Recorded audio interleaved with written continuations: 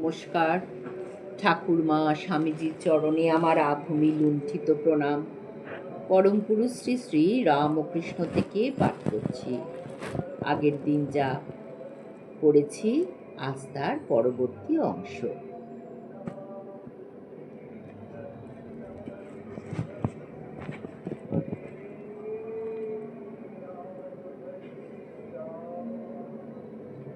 রাত দুপুরে উঠে পড়েছেন কখন।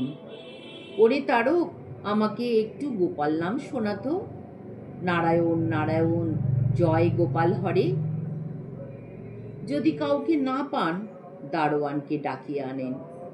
আমাকে একটু নাম শোনাও দারোয়ানজি। শুধু নাম, সীতারাম। জীবনের সমস্ত শীতে যে আরাম, সেই সীতারাম। তারকের সময় সময় ইচ্ছা হয় ঠাকুরের কাছে বসে কাঁদে। কেন কাঁদবে তা জানে না। দুঃখে না আনন্দে তাও না। দুঃখে আনন্দে না আনন্দে দুঃখে তা বা কে বলবে। এমনি অহেতুক কাঁদব। সবচেয়ে বড় কথা, কাঁদতে ভালো লাগবে। একদিন সত্যি সত্যি বকুলতলার কাছে পোস্তার উপর বসে খুব খানিকটা কাঁদল তারক। ওরে ওরে, দেখ তো তারক কোথায় গেল। ঠাকুর ব্যস্ত হয়ে উঠলেন। কান্না ঠিক তার কানে গেছে, আর অমনি চঞ্চল হয়েছেন। ডাকিয়ে আনলেন তারককে, কাছে বসালেন। বললেন, কাঁদছিস? খুব ভালো কথা। ভগবানের কাছে কাঁদলে তার ভারী দয়া হয়। জন্ম জন্মান্তরের মনের গ্লানি, অনুরাগ অশ্রুতে ধুয়ে যায়। কাঁদতে কাঁদতে ধ্যান, তন্ময়তা, কান্নাতেই কুলকুণ্ডলিনীর জাগলন। ধ্যান হতো গিয়ে এঁড়েদার বিষ্ণু। ধ্যানে কাঠ মেরে যেত। সবাই ধাক্কা মারছে, তবু নিঃসাড়। কত ডাকাডাকি, বিষ্টু ও বিষ্টু, কোথায় কে? নাকের নিচে হাত রাখো, নিঃশ্বাসের রেখা নেই। তখন সবাই খবর দিতে ছুটল ঠাকুরকে। ঠাকুর এসে ছুঁয়েছেন, কি বিষ্ণু চোখ মেলেছে। সূর্যের স্পর্শে জেগেছে অরবিন্দ। ছোকরা বয়সে স্কুলে পড়ে, এরই মধ্যে এত। ঠাকুর বললেন, পূর্বজন্মের সংস্কার। গভীর বনে ভগবতীর আরাধনা করছে একজন। আরাধনা করছে সবের উপর বসে, কিন্তু মন কিছুতেই স্থির হচ্ছে না। নানা রকম বিভীষিকা দেখছে। শেষকালে মূর্তিমান বিভীষিকা বাঘ তাকে ধরে নিয়ে গেল। আরেকজন বাঘের ভয়ে চড়ে বসেছিল গাছে। সে ভাবলে এই ফাঁকে একটু সব সাধন করে নি। পূজার সমস্ত উপকরণ তৈরি, আচমন করে একটু বসে পড়ি সবের উপর।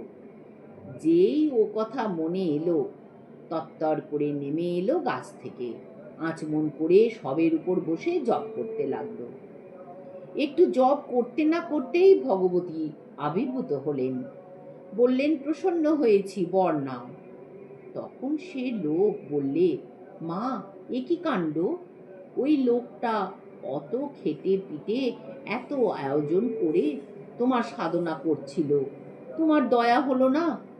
আর আমি ওর ছাড় আসনে বসে কি একটু জপ করলুম, আর অমনি আমাকে দর্শন দিলে। ভগবতী তখন হাসি মুখে বললে, বাছা, তুমি কি জন্মান্তরের কথা কিছু জানো? তুমি কত জন্ম আমার জন্যে তপস্যা করেছ, তা কি তোমার মনে আছে? এই একটু শুধু বাকি ছিল, আজ এই দণ্ডে তা পূরণ হয়ে যেতেই আমার দর্শন পেলে। এখন বলো, কি বর পছন্দ? সেই বিষ্ণুর গলায় খুঁট চালিয়ে আত্মহত্যা করেছে।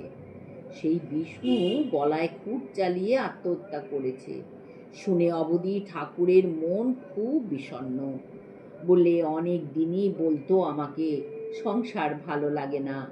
পশ্চিমে কোনো আত্মীয়ের বাড়িতে ছিল, সারা দিন ওখানে এখানে সেখানে মাঠে নির্জনে পাহাড়ে বনে বসে শুধু ধ্যান করত। আমাকে বলতো কত ঈশ্বরীয় রূপ সে দর্শন করে। বোধহয় এই শেষ জন্ম। পূর্বজন্মের অনেক করা ছিল, বাকিটুকু সেরে নিল এই জন্মে। এই কটি অল্প বয়সের মধ্যেই।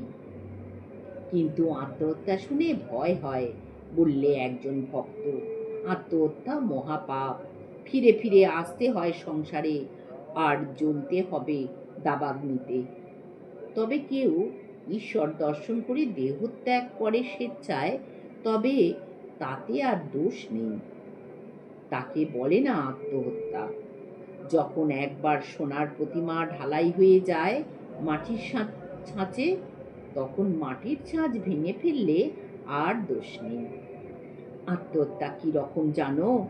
জেল থেকে কয়েদি পালানো। জেল থেকে পালিয়ে কয়েদির রেহাই নেই। এক সময় না এক সময় সে ধরা পড়বেই। তখন তার দ্বিগুণ খাটনি। প্রথম মেয়াদের বাকি অংশ, দ্বিতীয় জেল পালানোর জন্য অতিরিক্ত দণ্ড। তাই আত্মহত্যা অর্থে দ্বিগুণ কারাবাস।